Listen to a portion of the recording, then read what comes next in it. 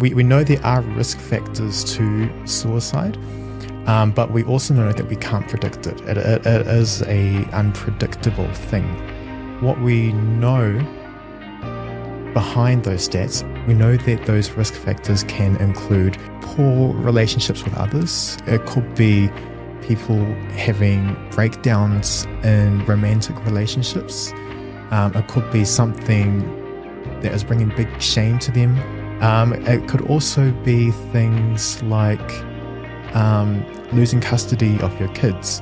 It could be, extreme financial stress. So these are things that people experience as well, but don't die by suicide because as a contributing factor of that.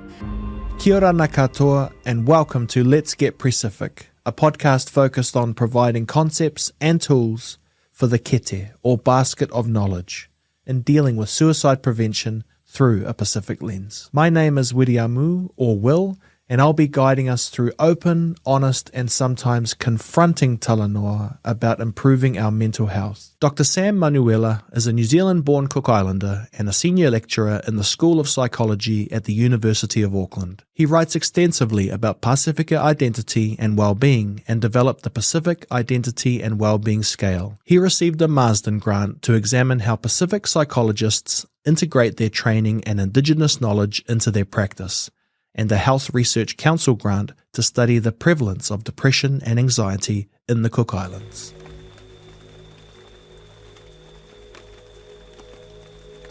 Thank you. Kia ora, my name is Sam. Likewise, my roots connect to the Cook Islands and Europe as well. My mum is Palangi, born and raised in New Zealand, and her family come from Scotland and Denmark. And my dad is Cook Island, and so in the Cook Islands we're connected to Atiu, Manahiki, and Pukapuka. How's that been for you as someone who has to work in, your own cultures as well in the academic space? How has it been being a mixture of both? Yeah, I guess one way to think about it is, can you think of it like a metaphor around baking a cake? Mm-hmm. So you have your dry ingredients and you have your wet ingredients, and put them together, put them in the oven, and this cake comes out. And the cake is what it is, and we can never separate the dry and the wet ingredients ever again. So for me, it's been always just constantly being in betweenness all the time. Mm-hmm. Whereas the kind of things around me were either Pacific or European, but I was just kind of, as I was slowly coming to understand who I am and who I'm connected to and where I'm descended from, it just became a bit more about understanding that the kind of ways in which we look at things separately isn't really the way that I'm embodied. I'm a mixture of these things all the time. And I think the world that we live in now is where there's a lot of blended values and blended families, where we need to appreciate the uniqueness of Pacific identities and cultures, and also appreciate how they are changing over time as well. In terms of mental health statistics, in terms of suicide statistics, why are Māori Pacific so high in that? And one of the kind of key aspects in research that we're looking at is the social determinants. And so this is things like income, housing, education, a lot of these aspects of life. If you are supported well in those areas, you're most likely going to see good health outcomes, good mental health outcomes as well. Alongside those social aspects are relationships, thinking about the quality of those relationships, what they look like, what they feel like.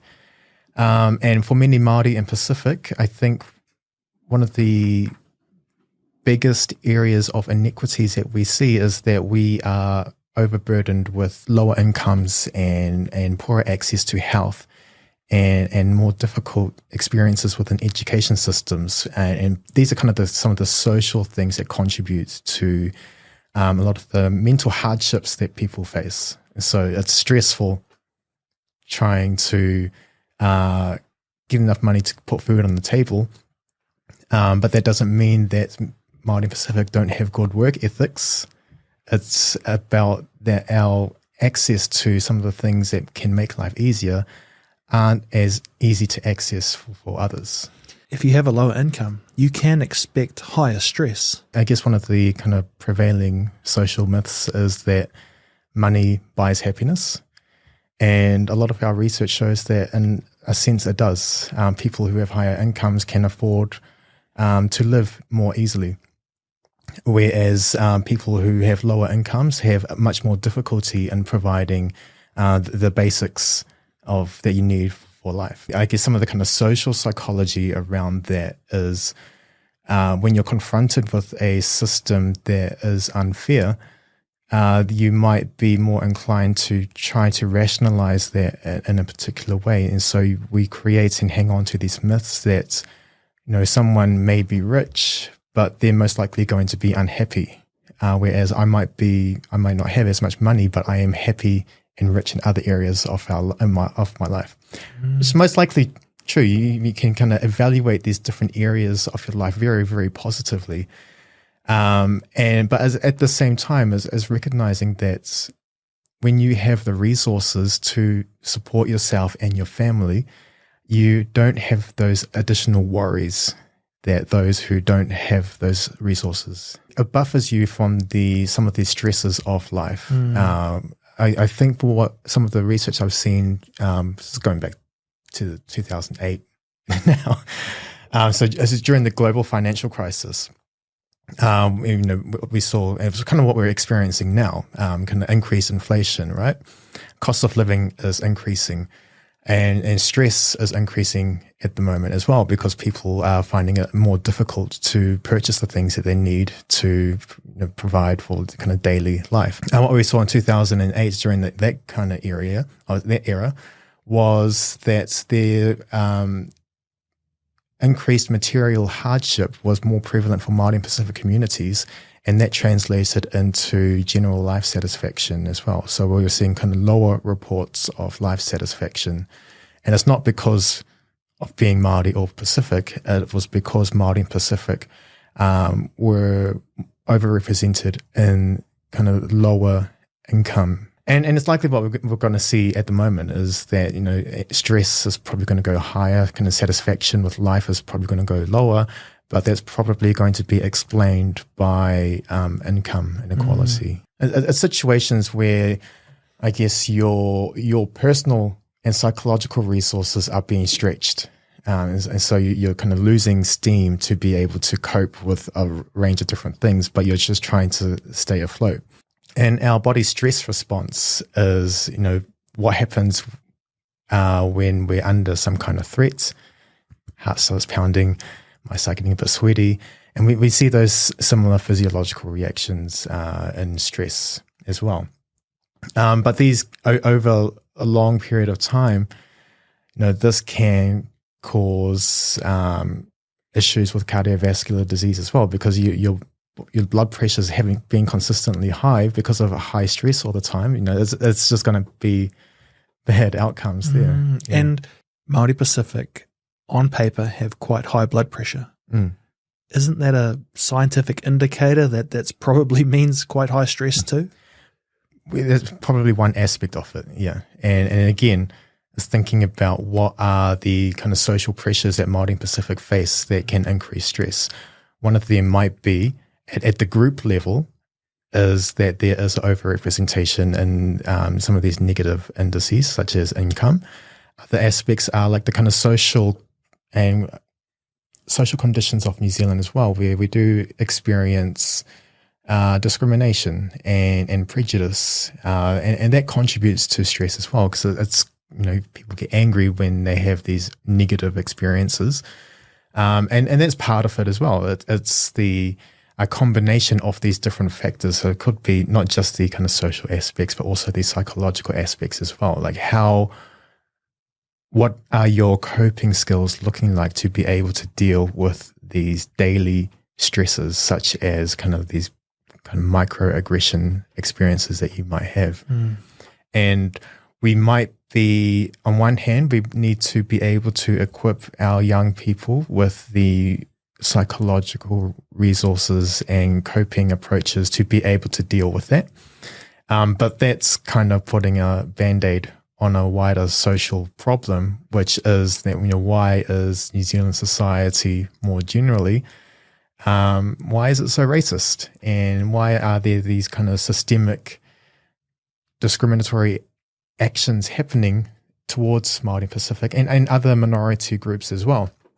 And so it's a combination of things of how can we approach this at multiple levels. One is equipping our people with the tools that they need to be resilient against these times of hardship.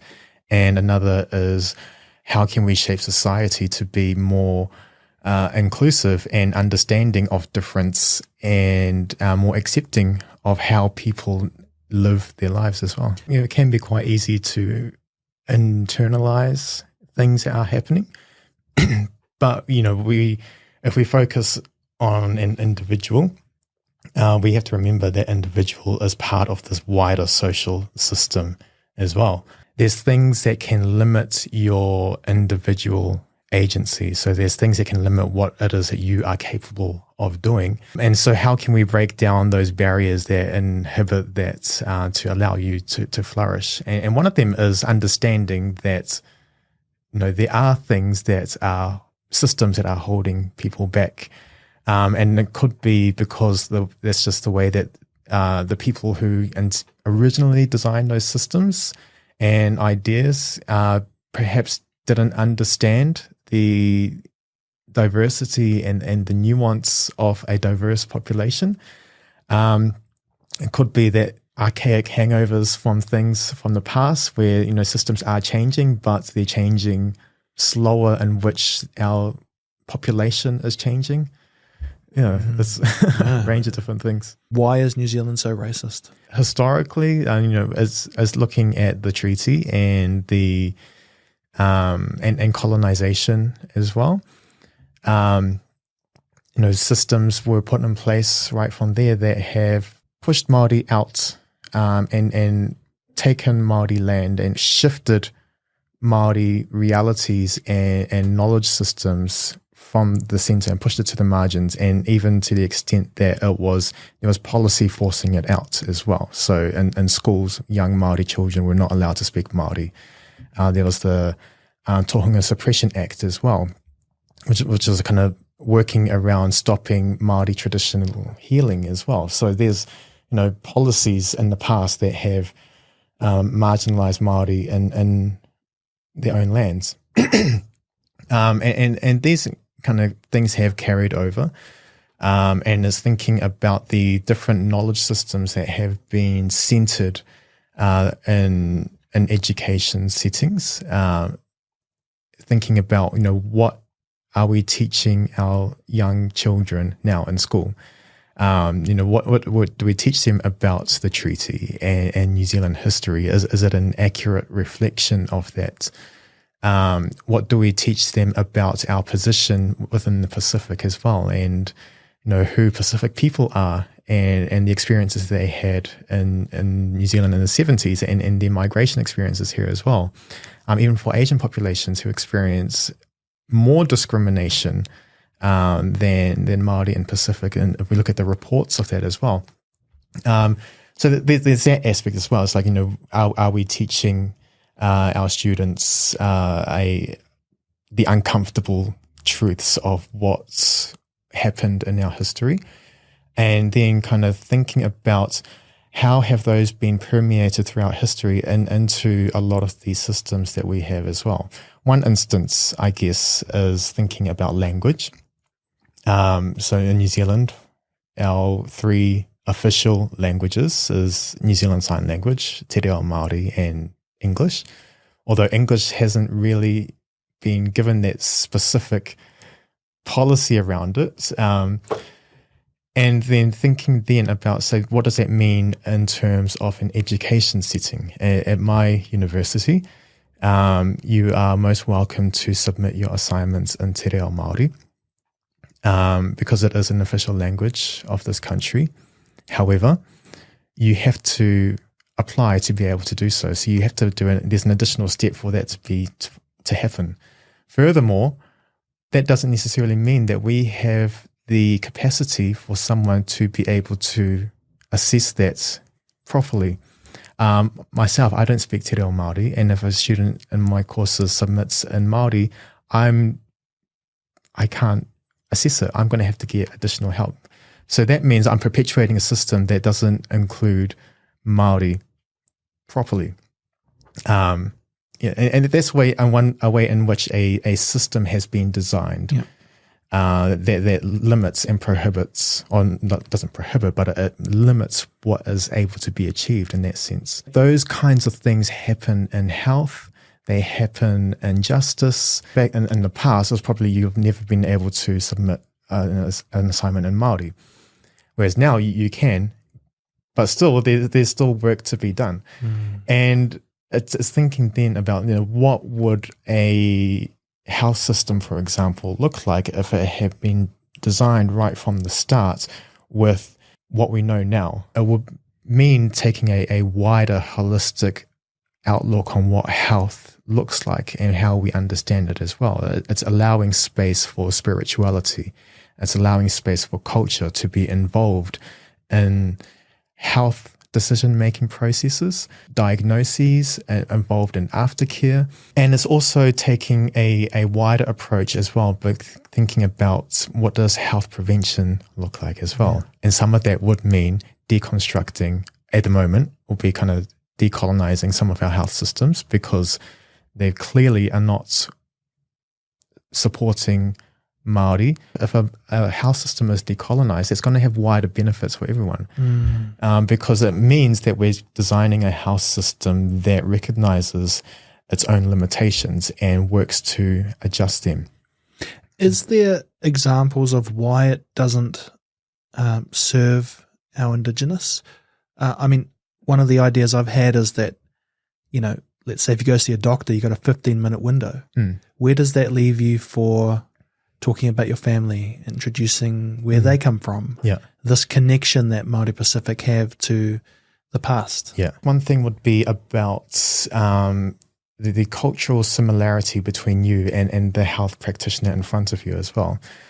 So let's say you walk into a room, the clinician's there or the doctor's there, and they see the name on there and they're like, Sione, right? Just for an example, instead of Sione. As that tiny little thing of pronunciation, which means, okay, this person understands my name. And it signals there that perhaps there might be an understanding of, okay, I know this person is maybe Tongan. I have an understanding of what Tongan families are typically like. I can kind of draw upon that knowledge to kind of connect with Sione. I know Sione, maybe he might be 15. Okay, he's likely still at home with his parents. If I know on his notes that his parents have migrated from Tonga, but he was born in New Zealand, okay, he might be fluent in Tongan. He might not be, but I can kind of work without that. It's kind of recognizing the growing in knowledge through having a diverse health workforce who come from these communities that we are serving, who don't have to do a lot of the kind of groundwork. Yeah. But that doesn't mean necessarily that many Pacific people want to go to see someone who they know, because it might be like, oh, okay. I know this person. I'd rather speak to someone who doesn't know about me because it's just easier that way. So it's having those options available. Options. Yeah, and I guess we're saying the options are limited. You look for the contributing factors to something like suicide and you go for the big things. But am I right, Sam, that the little things add up too? Yeah.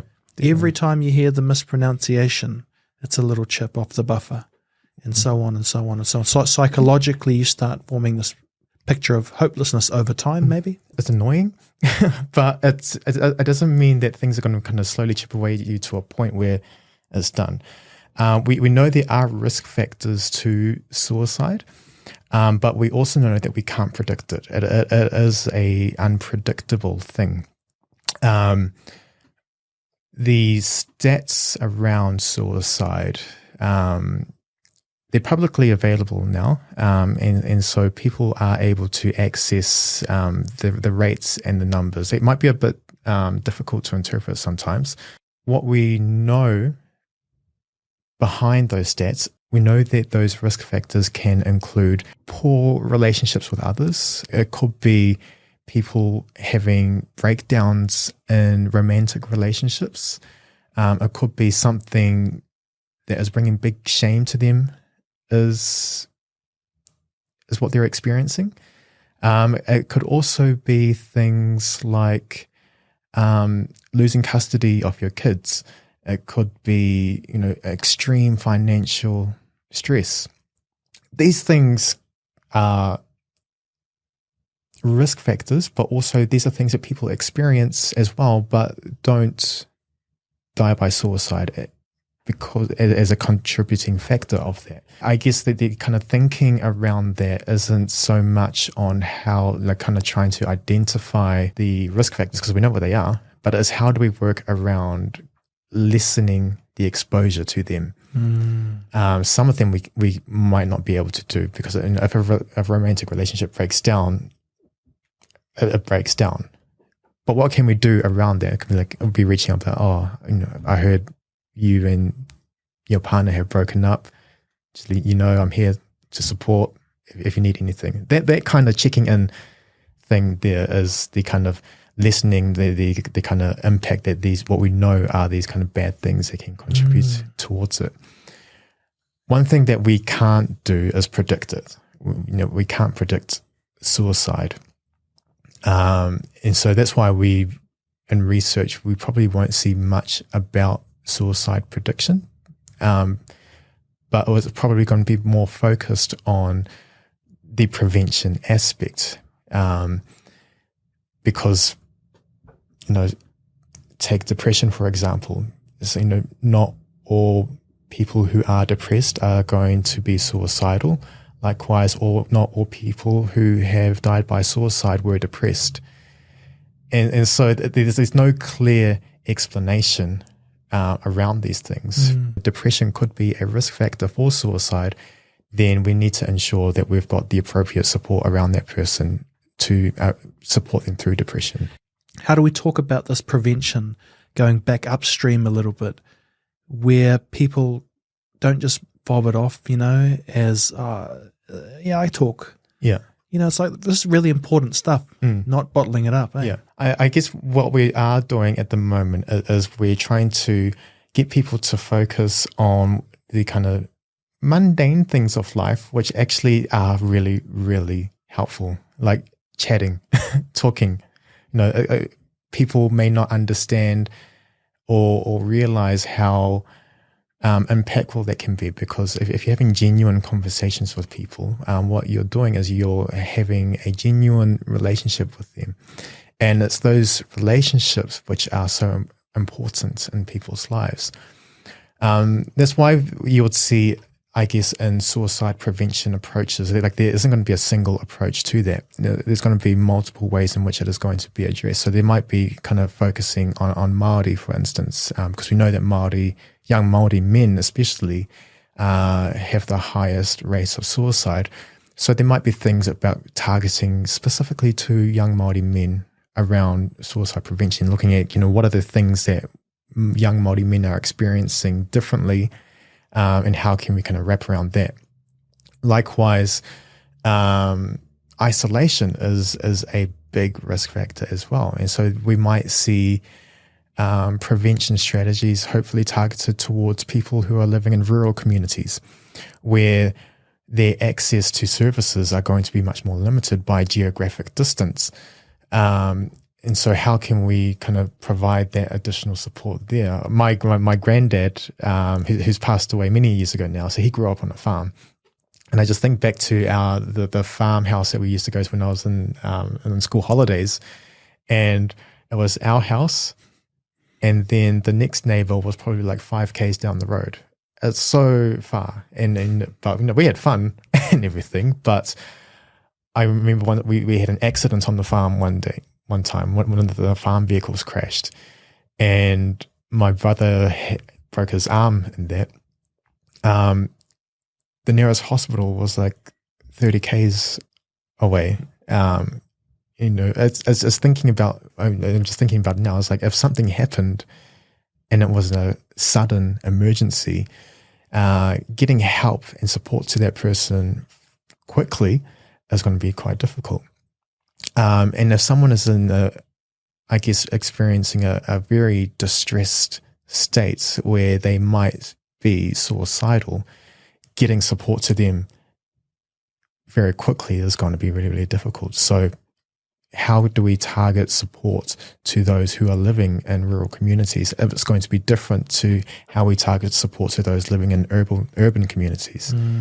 When we talk about suicide and the prevention around it, it's remembering that there's no one way to do prevention. It's those mundane talking, checking in with your family every day, checking in with your friends every day. It's also thinking about how innovative can we be to kind of get support to different communities in different ways. It might be like internet, telephone, which isn't perhaps going to be desirable for some people, but it might be worthwhile for others. So, how can we kind of invest in that as well and make it more accessible? Can we talk a little bit about the Pacific Identity and Wellbeing Scale? What this was created for, how it's used, how it can help people on their own journey? Scholars in the Pacific spaces that I was reading were emphasizing a more holistic approach, emphasizing aspects of spirituality, of family, of society. And so I was like, identity is important, but the way that we think about identity is much more expansive than what psychology is thinking about it. So what can I take from psychology and what can I take from Pacific research and bring them together to kind of create this tool that would hopefully reflect the values and knowledge of Pacific research through this Western method of measuring things. Many times in psychology, at least, I have to kind of really defend indigenous knowledge because it doesn't always fit the sphere of the kind of empirical, observable, measurable approach. And it's, I at the time I viewed Pacific research alongside qualitative research and quantitative research being different. There's always kind of tensions between the two. What was the tension with the indigenous knowledge that couldn't fit the Western framework? It's about what knowledge systems have been privileged within our education systems. And a lot of it is the Western knowledge systems and methods of producing knowledge as well. We might see empirical or quantitative research as something observable and measurable. We can kind of create these discrete measurements of something and track it over time. Quantitatively, we're looking at numbers of things, we're counting things. And qualitative, where we're trying to understand and identify themes of your story and someone else's story and someone else's story. And can we kind of look at these kind of connections between all of them? It's not going to give you a definitive answer of who you are. But what it is going to help us understand is how important are these different aspects of your life to your understanding of who you are. But we also need to balance that with your personal story as well. Is it something that people can have a look at? Is it something that you can share with us now? Yeah, it is available online. People who have kind of done my surveys as well, they're like, your questions just made me think. And that could be quite a cathartic experience itself, as we're asking you questions about yourself. And there might be things that you haven't really thought about yourself before. And it might be things that you think about all the time. And so it can be like, oh, yes, this is kind of quite affirming of my experience. And another question might be like, I didn't realize how important this was in my life until kind of seeing this question framed in that way. We've brought up the word holistic, and I think, like, those type of words, it's hard for people to really know what they mean. What do you mean when you use that word? So it's thinking about someone in their entirety. They have their personality. They have their emotions. And this could be the kind of psychological aspects of their life. Thinking about what does their employment look like? Are they of working age? If they are they working? Are they earning enough income to support themselves? So there's thinking about the kind of social aspects of their life. Their family. Are you a son? Are you a father? Are you a brother? It's thinking about, what does your family look like and what does it mean to you? I was thinking about your beliefs as well. Are you religious or are you spiritual? Are you atheist? Thinking about the kind of spiritual domain too. And so a holistic approach is recognizing that someone isn't a kind of reduced to these individual components of their life. It's recognizing that all of these things kind of provide this rich tapestry of who they are. And so if we our mats our woven mats that we have across many Pacific cultures, each strand, I guess, could be considered one part of your life. Your family, you've got your culture, you've got your spirituality, you've got your education, you've got your age and gender and sexuality, and all of those things interlock all together. So I guess we create this thing, and it ends up looking like a mat, but we know that mat is made up of all of these different parts of life. And so a holistic approach is recognizing that we are all of these things all of the time. And your Pacific identity and well-being scale, this is kind of that too. You develop this scale. It's quite technical and psychological from an academic point of view, but is this to try and help you extract, kind of verbalize your identity, who you are, so that professionals can work with that information? It's trying to take a more holistic approach to understanding what identity can look like and be experienced by many Pacific peoples in this country. Is it also because the current well-being scales, if there's such a thing, haven't really taken into account Pasifika, Māori, indigenous cultures? Yep, pretty much every single well-being measure that we have has not been developed with Māori and Pacific communities in mind. And so they are limited in what they can show us. We know that there is help available, and we can control when we reach out to it. It might be difficult, in thinking about, a hole in the waka might be that I'm scared. I'm scared what people might think about me if I reach out for help. And so one way of, I guess, plugging up that hole is like either you can jump in the deep end and be like, okay, I'm just going to go ask. If I'm scared of people that I know, perhaps there might be a different service I can go to. It might be a phone line. And that could be the very first step for someone. And so I think that's something that we can control, is that we can reach out. We must also be mindful that we aren't putting the onus of responsibility on the individual as well. Part of plugging up that hole is recognizing that it can be plugged up from the outside too. So what are we doing to reach out to our friends who, we might have noticed that their behaviors changed a little bit. So I'm like, hey bro, are you okay? What's going up? Let's go catch up for a drink or a coffee or something. So it's about not just focusing on plugging the hole from the inside, but plugging the hole from the outside as well. There's some interesting research around kava, right? And so thinking about the potential medicinal properties of kava. One of the key scholars in this area, who's a Tongan, offered some very powerful critiques around, not that specific research, but around the role of kava in the mental health and well-being for Pacific men, is what he was focusing on.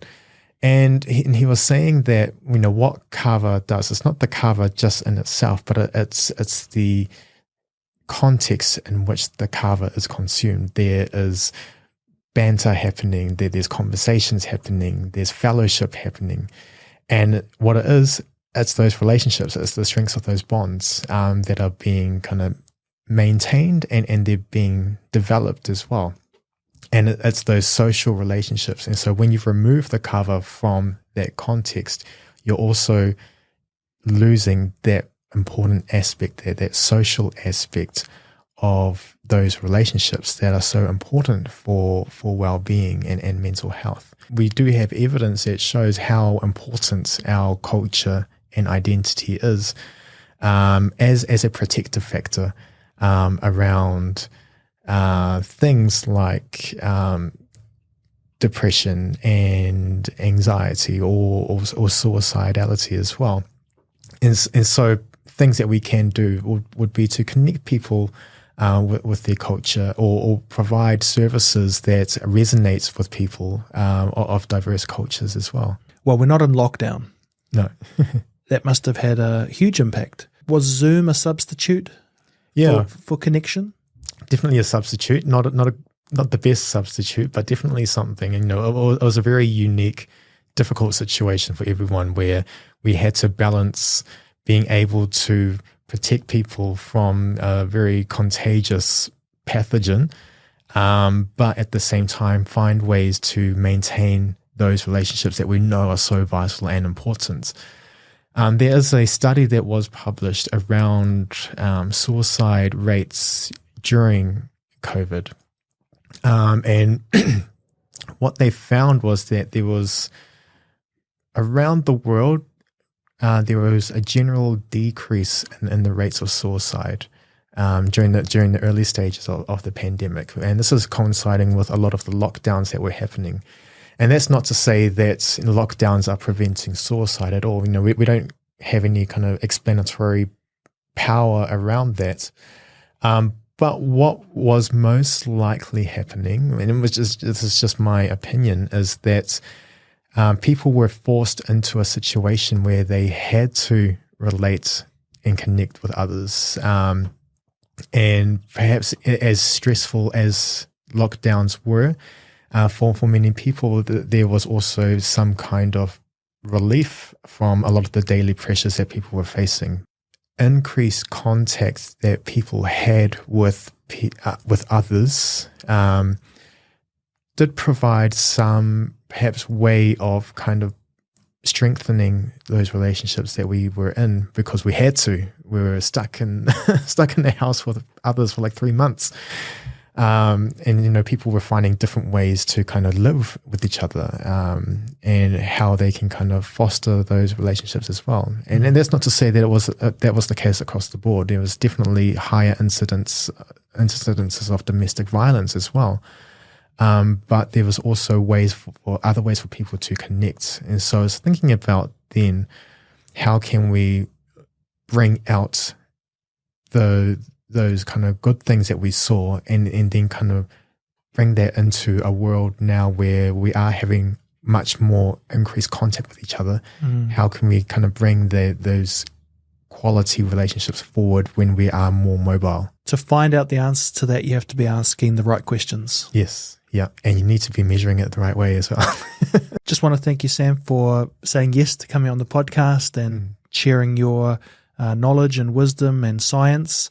Where can people follow your journey if they want to learn more or read your papers or to look themselves at the Pacific Identity and Wellbeing Scale? Yep. I'm on social media.